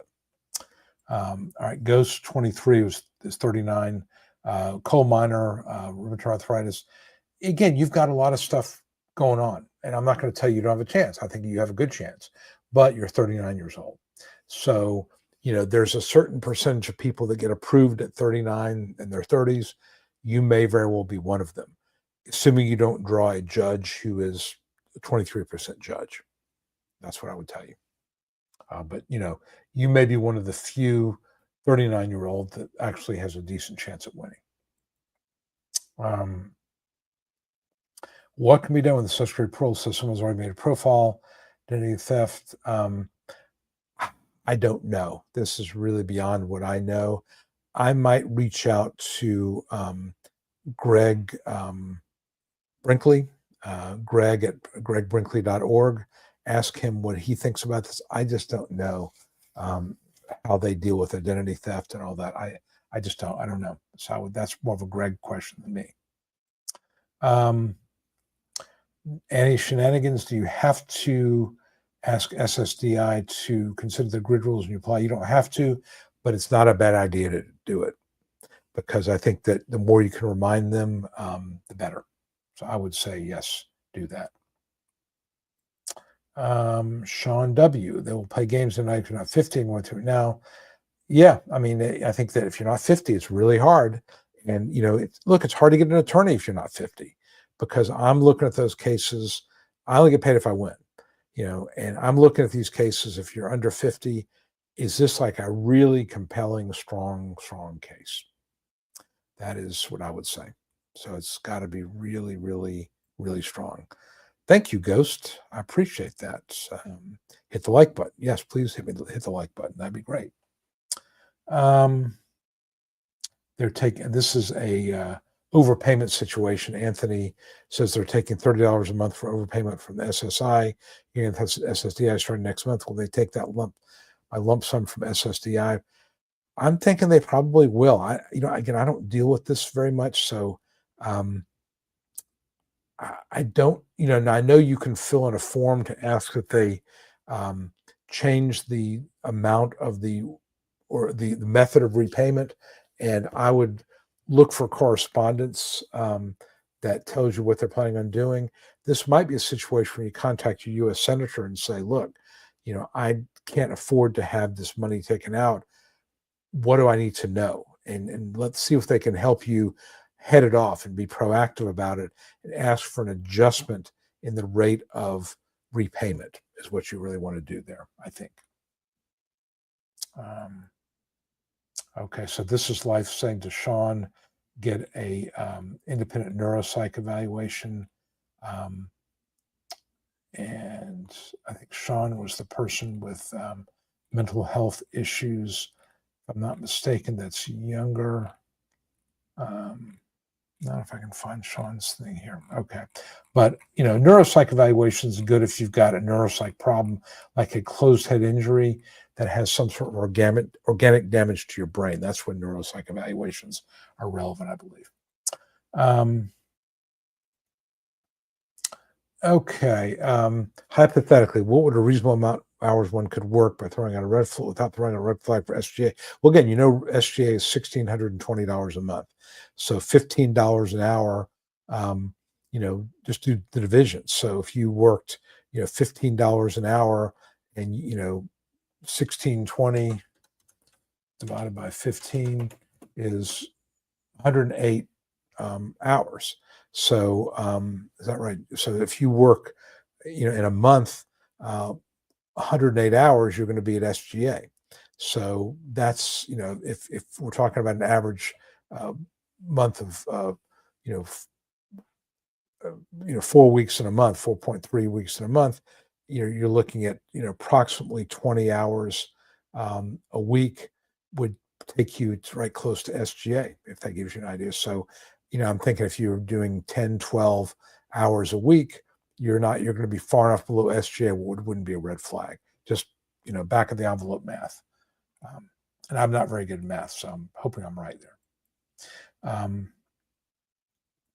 Got denied, Cindy, by the same judge, approved the fourth time by a different judge on the grid rules. Yeah, that sometimes is going to happen. I mean, some judges just are really, really restrictive, and some judges are more reasonable. So I'm glad you got approved. All right, Shub is the one who sent me a tip, which I really appreciate that. And he's a Cardinals fan. His wife was born in Guatemala. Grew up watching great teams on TBS and sitting. So you had a chance to. So you've seen the Atlanta Braves when the Atlanta Braves were America's team. Look, the Cardinals are, not that we're going to get into this too much. I think they're a great organization. I always thought they were a great organization. Real great baseball town. Years obviously of, everybody from Stan Musial to I can't remember the gentleman who was more recently one of the great stars, but they've always had a good team and they have a good front office. And so, yeah, I mean, I think the Cardinals are a really, really good team, fun team to watch, well coached and well managed. After Steve-O says, after having my file for over a year, DDS finally sent to federal quality review. I'm going to say good, because at least there's movement there. So why it took a year at DDS, I don't know, but at least there's some movement. Is it a violation of my legal rights as a certified disabled person needs support worker to attend appointments with me? I was told I'm not allowed to bring one tomorrow. The doc said it's okay. That's beyond what I know, what I do. I mean, I would say if you need somebody there, bring them with you and let the doctor tell you they're not allowed. I just think you're better to ask forgiveness and permission. And I think that, if you want somebody there and you need somebody there, bring them. Look, I had a case years ago where I had a client who had been in the military and he had a support dog, basically just an emotional support dog. And the judge, this is when the hearings were live, wouldn't let me take the dog in.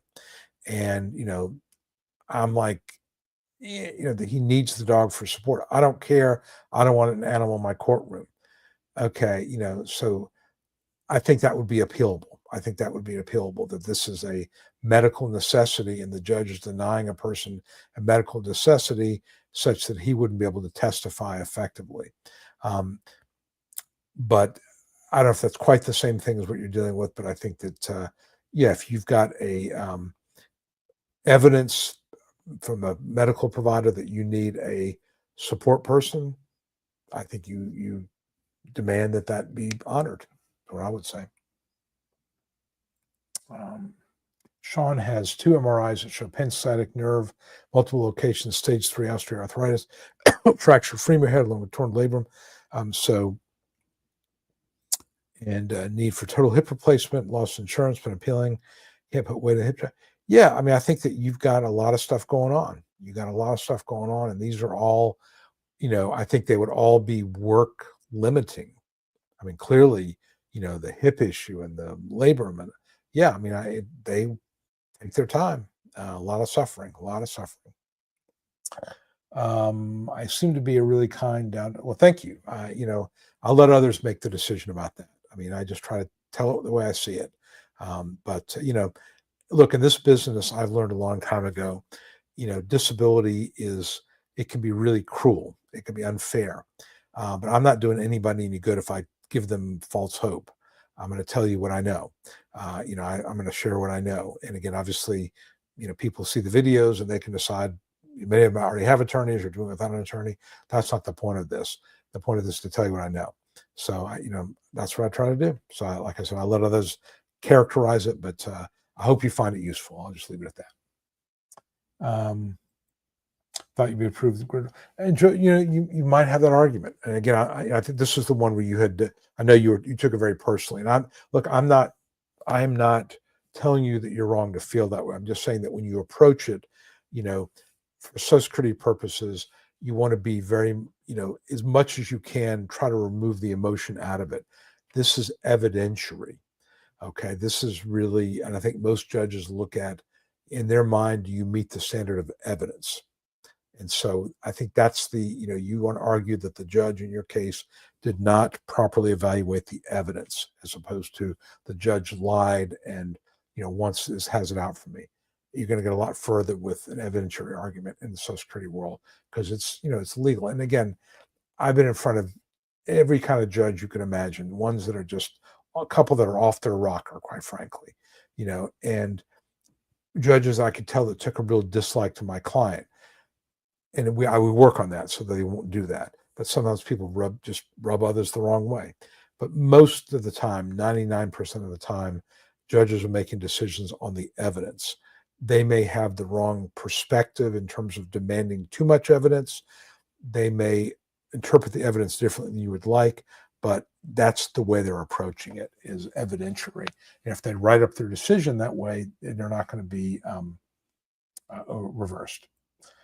Sean says, however, it's favorable to approval, but stress can be due with a disability, especially painful ones. Yeah, I mean, I think anybody who applies for disability, to make the decision to say, I am disabled, to use that label on yourself if you've worked your whole life, and to say, I can't work anymore. I'm giving up the interaction I've got with coworkers, supervisors, the public. I'm giving up my independence. I'm not making any money. I'm going to be waiting for a couple of years with no intellectual stimulation. People are going to judge me. Nobody's going to want to do that. And I look, anybody who decides that they need to go this route, and they thought it through like that, I respect that. I think that is perfectly legitimate. Whether they have the evidence to win is a different story, but I don't blame, I don't think, let's put it this way, very, very few people that I've run across in 30 something years of doing this are trying to game the system. You're trying to game a system. Social Security is not the one to game. Not enough money involved in it. Most people are just trying to survive. And I think, there are judges who don't really get that, I think. Not too many, but a few just don't really get that. And, what really upsets me, probably more than anything else, and there's a couple judges that come to mind that do this, they're not polite to the claimant. They're not respectful to the claimant. They talk really fast. They don't listen to them. They cut them off. You've made a difficult decision to file for disability. You've waited 2.5, 3 years for your day in court, and you get some, joker judge who's like, I'm going to give you 20 minutes to present your case. And there's one I know that does that. What? I mean, you waited a long time, and some judge is telling you, I'm only going to give you 20 minutes, arbitrarily. I don't get that. That to me is just disrespectful to the claimant. But you got a few of them out there like that. And again, I realize judges have schedules, and you want to respect their time, and I understand that, which is why I do a pre-hearing brief in almost all my cases. So I don't take the time up to do an opening statement, because I don't need to do it in the pre-hearing brief. I set up my theory of my case, and I focus on what I know is the most important thing. And I practice with my clients to be able to make use of their time. But, there are some times in a case where, a judge needs to hear what's going on. I'll give you two examples. My case today, I had one case where my client had a job, and the job description was as a sedentary skilled occupation. It was an IT position. When he and I talked about it beforehand, he's climbing under desks. He's climbing up, ladders. He's moving 25-pound computers. He's moving 50, 75-pound servers, copy machines. Very physical job, traveling all the time, lifting up to 100 pounds occasionally, 50 pounds frequently. Very different than what the DOT, the Dictionary of Occupational Titles, described it as. I wanted the judge to hear that, because she needed to know that the vocational witness is going to give this a title. And I always look, by the way, at the state agency determination of the DOT code, so I know what the DOT code is going to be. And I knew they had the wrong one, or it needed to be modified based on the reality of it. So that was relevant to this case. And so I asked the client that, and the judge listened to it, and even said toward the vocational witness when the questioning came, that I want you, let's talk about this job as it was actually performed. And the case is a strong case, it's going to get approved. But, the judge recognized why I did that. I wasn't doing it for my health. I was doing it for a reason, to protect the record, so that if the judge was to deny this case on the fact he could return to past relevant work, they'll say no, because the past relevant work was not as it's described in the DOT. Okay. Second case was a different case. And the judge was moving very quickly, and basically was, asking a lot of, just really getting to the how much can you lift, how much can you carry, things like that. And, I was asking questions and going through the different impairments. And after about, 7-8 minutes of it, the judge said to me, "Okay, Mr. Ginsberg, I think I've got enough information to make a decision." Okay. Polite. She wasn't cutting me off. If she was, and again, what the decision is going to be is, hopefully a favorable one. If she was to deny the case, which I don't think she will, but if she was to deny it, I've got on that audio where the judge stopped me from asking questions. I could theoretically argue that there was information that needed to come out the judge did not hear. So I'm looking at these cases like, how do I make sure to build my record for possible appeal? So that's why I think it's important for me to ask, intelligent, targeted questions. So I think that some judges don't show people the respect that they deserve for even having the courage, I'll call it that, to even go this route, because it's a big deal. It's really a big deal. Just my soapbox, but that's what I think. Okay. Anna Marie, husband stopped working as a mechanic at 62 in 6 months due to multiple massive hernias. Put in for SSDI, denied last August. And TAR surgery last December, no appeal available. Okay, I'm not sure let's see if I can find out what TAR surgery is. Okay, it's a transversus abdominis release. It's to repair hernias. Okay. When you say no appeal available, I'm not sure what you mean by that, because you can always appeal. If you denied, you can appeal it at the initial, you can within 60 days. But that seems to me like, if you've got massive hernias, he's 62, grid rule. He would grid out. So I'm not sure why you say no appeal. Maybe you can explain why no appeal. Now, he's obviously at retirement age at this point, but I'm just curious as to why you said no appeal available. Charity. When my last opinion was exactly what the judge was talking at the end of the vocational interest opinion. It was work preclusive. Okay, that's good. That's what you want. That is what you want. If I get a male judge, will he be empathetic because of chronic bladder and pelvic pain, had several bladder surgeries with mesh complications, you're 56, frequent urination, 10-pound lifting restrictions, sitting, standing, walking. I think that both male and female judges would understand the complications. I mean, females can have bladder issues. I mean, interstitial cystitis is typically a female bladder problem. I don't think it's going to make a difference either way. I really don't. I think you got a good case, what I can tell. I think anytime there are bathroom issues, I think those are usually good cases, because my experience is most judges recognize that bathroom issues are a real problem at work. If you've got frequency, urgency, control problems, that's usually pretty strong cases. Kelly, thank you. You're welcome, Kelly. Thank you for tuning in.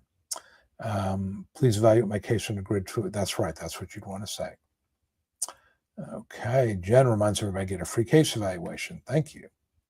Barbara says, I'm getting a check for back pay. Should I get a SSI check? Yes, you should. Mikey, I'm 56, about to fourth LJ hearing. The judge probably knew I'd have a problem with that many attempts. The judge is going to look at those prior decisions, and really the question is, what has changed? What has changed? And I think that's what you want to address. What has changed? What has gotten worse?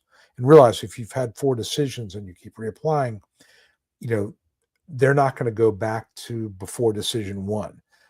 as of their last decision, that's your onset date. So make sure you understand what your onset date is. Typically, uh, the day after your last unfavorable decision, and then what has changed since that unfavorable decision is what you want to really focus on, I believe.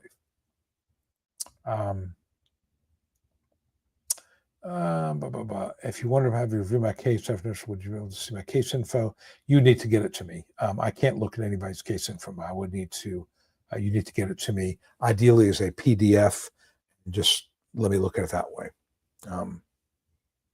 But again, I always tell people, if you've got an attorney, work things out with your attorney. Have that attorney look at it for appeal or for whatever. If you just can't come to an agreement, then you have somebody else look at it. But I never, in fact, I had this issue with it. It was a very, very large law firm that's regional, maybe even national in scope. I had a client who wanted me to take over the case. And so I reached out when I discovered that he had this other attorney, large law firm. I reached out to them and I said, look, I don't poach cases from anybody, from big firms, from small firms. So if there's a chance for you to work things out with him, please do so. If you can't, and you're willing to withdraw and waive fees, I'll take it over, but I'm not looking to steal anybody's cases. And they appreciated that because that's the way I operate. But I think that's the way you have to approach it as well. All right, the PERC interview is the SSI interview, income resources things. Already got some of your back pay for SSI. Sounds that way. Sounds like you'll get it. Yeah, that's good. Alicia says, wouldn't not a favorable SSI mean your SSDI made SSI go away? Probably, because your SSDI is higher than your SSI. So if you win SSDI, then it'll offset your SSI and that'll go away. Which the bigger problem is your Medicaid goes away. You'll get Medicare in 2 years, but the SSI ties you in with Medicaid, SSI Medicaid. That would go away if your SSI goes away. That's the bigger problem. Are you able to ask them to stop the SSI review? SSD has been approved, and you're pretty certain SSI will not be approved. I don't know that they would honor it. I guess you could tell them that I've been approved for SSDI, and that's going to offset my SSI. Although the 5-month waiting period, you can get SSI for that. I don't know that you can tell them to stop.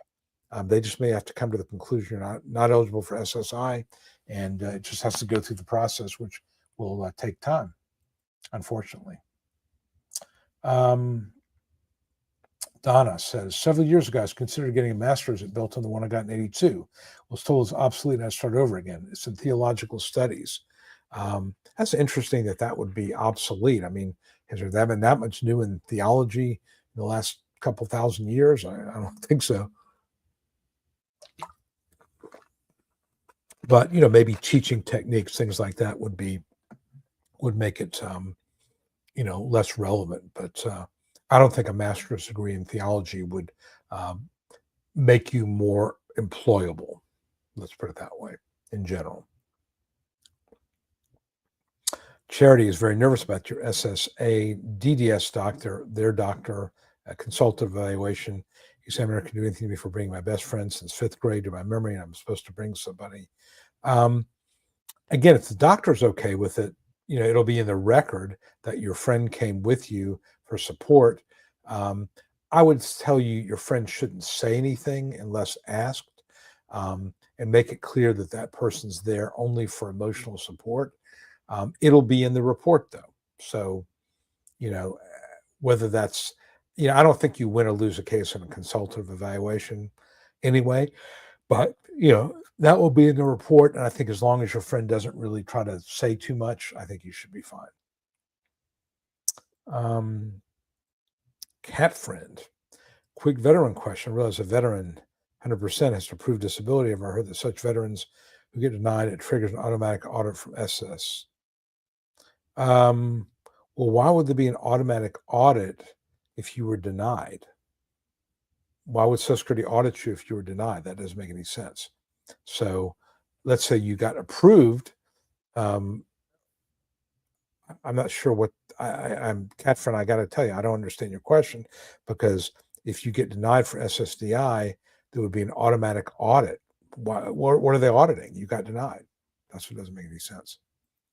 Okay, so Jia Jose is 13 hours ahead in Korea, and jet lag was horrible, I'm sure. Have I heard of that ever occurring? No, because it doesn't. No, why would they audit you if you were denied? Doesn't make any sense. So again, maybe I'm misunderstanding your question. Doctor says you can bring somebody, examiner. If the doctor says it's okay, then I would go with the doctor. I don't know if the examiner really has the right to tell you what to do. Um, let's see. Pocket change. I'm 56. Filed a claim for SSD and SSI. 22. Triple bypass. Just received with favorable medical. Waiting for non-medical. Has the onset date wrong. Well, again, they may have changed your onset date, which you could appeal. And then the non-medicals are asking, have you worked? So this may be a case where they change the onset date to your 55th birthday, if I had to guess. And they'll cut you out of some past due benefits. You've got to make a decision based on the money. Is it worth appealing that? My guess would be that if you have triple bypass, there's not a ton of risk, but that's a decision you got to make. Okay. Okay. And again, Charity, I'm not going to make a comment of the social worker, unethical response to denial to reconsideration level. I'm not sure you mean this, the adjudicator. When you say social worker, I'm not sure who you're talking about, but retaliation from the doctors. I'm not sure what's going to get you, quite frankly. I mean, I think that a lot of the doctors who do these consultatives are just paid to make a little extra money, that they're not treating doctors. So I'm not sure what that's going to do, but who knows? Let us know. Let us know. William, I'm turning 55 in 2 weeks, type 2 diabetes for 30 years, severe proliferative retinopathy, means his vision's really bad, hypertension is kidney disease, vision is extremely bad lately, was an RN for 30 years, chances. I think long work history over 55, I think you got a pretty good shot. Retinopathy, now again, that's probably not going to be a grid rule situation if it's vision only. But if you've got other physical issues, you might meet the grids. But I think, again, you've got vision problems, and can you argue that there's weakness? There's other things with the diabetes that are causing problems for you? There are jobs that you can do with poor vision. So is there something more than that? But I think that your work history really helps you a lot, and your age helps you a lot as well. Yuli has been here before. Why does SS not give you a stable before they won't tell you what disabilities they approve? It should say it in the approval letter. So I don't know why. It certainly does in the hearing approval letters, but it should tell you otherwise. And some of the documentation they give you, I would think. I've not seen. Honestly, I have to look because I've gotten some administrative approvals. I have to see. I'm just happy they approved it, but I'll look. That's a very good point. How far below? Well, again, if SGA is 1620, I think if you're at $1,400 a month, you're probably okay. 14, even $1,500 a month. I wouldn't go too far beyond that. To not trigger at least the question of, do you have capacity, more capacity? Charity, my judge has a 13% approval rating. I had one of those a few months ago. Got denied. Terrible. Yeah, Amelia, it does. Everybody's letter says that. Patricia McKay. Let's just see what we got there. What my thing is showing. Now, see, I'm showing Patricia McKay is 43%. So, you said lower, but I mean, it could be, depending on the year, but I'm showing 40, which is a little bit below average, but not ridiculously below. Okay, we got time for a couple more. Corleal, pray for me. I'm waiting for reconsideration decision. Cautionary, will lose me contact. Please, Jen, this is Ed. Okay, Ed. Let us know, obviously, and you may see it. We may see it before you do. You may see it before we do. Hopefully, we will get favorable news. Let's hope. Let us hope. And thank you for the $5. I see that is much appreciated, Ed. Thank you. Okay, you've got a cognitive exam. Good luck with that. Sis Tanya says the hearing judge not called vocational witness. That's usually a good sign, I would tell you. Usually a good sign. Okay. Is it possible? It's possible, but it's very rare because SSDI offset, unless your offsets SSI, unless your SSDI is really low, you're going to get SSDI, not SSI. Okay. Well, Charity, my pleasure, and I hear you on the cat. I understand people have that. That's very legit. Hello, Christina. Good to see you again. Cynthia, what happens if your credits expire a few months after applying? It's your onset date. So you can apply after your credits expire, but as long as your onset date is before your credits expire, you're fine. Obviously, it's hard to go back 5 years, but if it's, let's say we're in, June of 25 and you're alleging an onset, then you apply now, you're alleging an onset date in November of 24 and your date last insured is December 31 of 24, that's not a huge problem. If your onset date is November of 2018 and you're trying to go back and your date last insured is 2018, that's more of a problem. I had one today where my date last insured was 2017, but it was a pretty serious medical issue. So we'll see what happens with that. Mark McGuire, not Mark, it's Albert Pujols was I was thinking about. So we're talking about the Cardinals, and I couldn't remember Pujols' name, not McGuire. McGuire, I mean, look, McGuire was, obviously hit a lot of home runs, was juiced, but Pujols is a really admirable guy. If you read his story, he is a very, very charitable guy, does a lot of work back in his home country, really admirable guy. I really admire him a lot. Okay. Let's see. Okay, I'm going to take a couple more. Annie Davis, my son has pulmonary arterial hypertension, very serious condition, but an SSI for 2 years. Pulmonologist does not want to go back to work. An SS override. Yeah, they could decide he's not disabled. They would do sort of the objection of the pulmonologist, but they could. It's probably not likely, but they could. Absolutely, they could. Well, thank you, Charity. I appreciate that. All right, we just got a few more minutes because I'm already at 2 hours here. Thank you, Christina, as always. Thank you.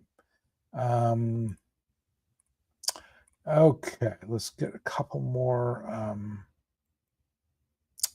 Okay, Nate is going for consultative evals for mental and physical. Can't sit for more than 20 minutes or stand for 20. Only walk 0.3 miles. Can't live 0.10. Okay, so you're doing exactly what I tell my clients to do. Be very specific. That's exactly right. Exactly what you want to do. All right, Cindy had Judge Baum. I had him 3 weeks ago. Very pleasant. And yes, he has a high approval rate, and he approved my case too. Very good. Okay. Let's see here. Okay, so let us go to do one more here. All right, so I'm just going to make this the last one. We have Karen, central canal stenosis, which is a back issue and large bone spurs in the neck, C5 and 6, PTSD, depression, peripheral artery disease, radiculopathy, use a walker, and have psychosis. That's a pretty nice list of work preclusive impairments. I would say, Karen, depending, again, if you're over 50, real strong case. If you're under 50, you may be like Ghost, I forget the number, the coal miner, who is, one of the few people who gets approved at a younger age, because that's pretty significant. So hope you do get approved. Okay. All right. We are now at 2 hours and 4 minutes. So time for me to go. Next week, I will have a haircut. If you've been looking at me, you realize I desperately need a haircut. My hair grows like very fast, which a lot of my friends don't have hair, so I'm not complaining. But when I need a haircut, it goes from being manageable to being looking like this. So I'll look much better next week. But I do appreciate everybody joining me tonight, and I hope you all have a great weekend. You have a a healthy weekend, and we will see everybody next week. Same bat time, same bat channel, 8:30 p.m. Eastern on Wednesday night. And if you have a disability claim you'd like me to review, the case evaluation, here's how you do it. bit.ly, contact Jonathan 3 and fill out the form, and we shall get back to you. Charity says I look great. Well, thank you, Charity. I will take that. All right. Good night, everybody, and see you next week.